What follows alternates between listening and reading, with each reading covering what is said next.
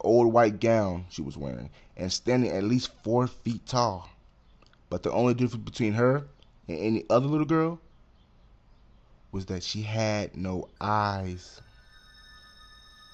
I could see the inside back of her head.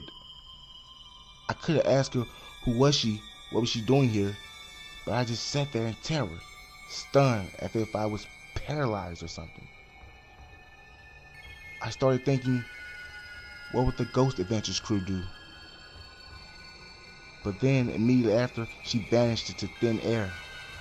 I still sat there like I was, like I didn't know what to do. Finally, I snapped out whatever I was in, and the first thing that came to mind was to immediately exit the room. I got up, opened the door, and exited. After leaving the room, I stood in the hallway taking deep breaths, thinking about what just happened.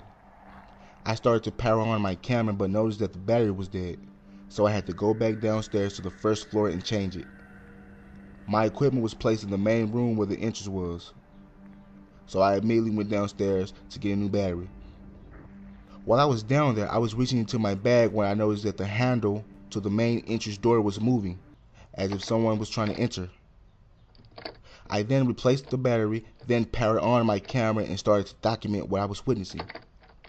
I'm telling you, I was so sure that who or whatever was behind that door was about to walk right in. The door handle shook for about 10 seconds, then the door swung open. But there was nothing. Nothing but this cold, and I mean really cold breeze that made the hair on the back of my neck stand up.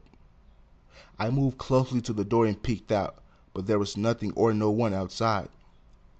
It felt really strange. So I just closed the door behind me. I then went back to the third floor with my camera in my hand. I decided to go back where I left off, so I headed for room 322. I noticed that the door was closed. Then I remembered as I exited the room before, I left the door open. So I attempted to open the door, but it would not budge. It felt like the door was sealed shut or something. I told myself, guess she don't want me in her room. Next up, I headed for the staircase going to the fourth floor. When I arrived, I got that same unnerving sense again, that same feeling I got before. I proceeded down the corridor with my camera rolling. As I was walking, I noticed this shadowy figure from the corner of my eyes. It appeared, then disappeared right in front of me. It was standing at least 15 to 20 feet in front of me. I wasn't sure of what I saw, so I turned to my camera's LCD screen to see did I capture what I thought I saw. What I saw in the playback was this man. He was looking directly at me with this real angry expression on his face, like I had done something to upset him. Then the camera showed him turning and walking into a room. I immediately walked forward slowly to find the room he walked into. The room number that he disappeared into was room 435. As I walked into the room, I felt that cold breeze again, followed by, "Get out!" I was so terrified that I started to back away from the room. But after I got enough courage, in a very loud tone, I told it, "No, I'm not going anywhere. If you want me to leave, you'll have to throw me out." Then that cold breeze I felt was no more. I stood there in front of room 435 wondering whose voice it was. I decided to avoid room 435 for now. I then made my way to the 5th floor. Lucky for me, room 502 was right next to the stairs. I entered room 502 hoping to capture some more EVPs, so I pulled out my EVP recorder only to find that the battery was dead.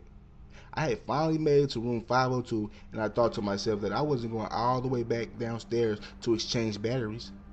So I kept recording with my camera until I noticed that my camera only had 6 minutes of power left. Then, finally, my camera's battery life was no more.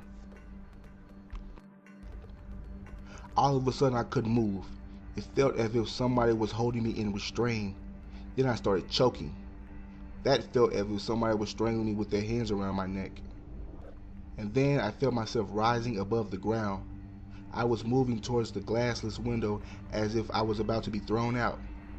And then I was tossed from the 5-story window. When I came to, I found myself lying in front of the building in some grass. I was a little dazed, but as I looked up at the window, I was thrown from, I saw that man again, looking down at me. But this time, he had a different facial expression. He had a weird smirk on his face, like he had won. Well, that makes two of us. He had got me to leave the building, and I got him on video. Now I know why they call that place the Infamous. I'm MPL, and that's my story.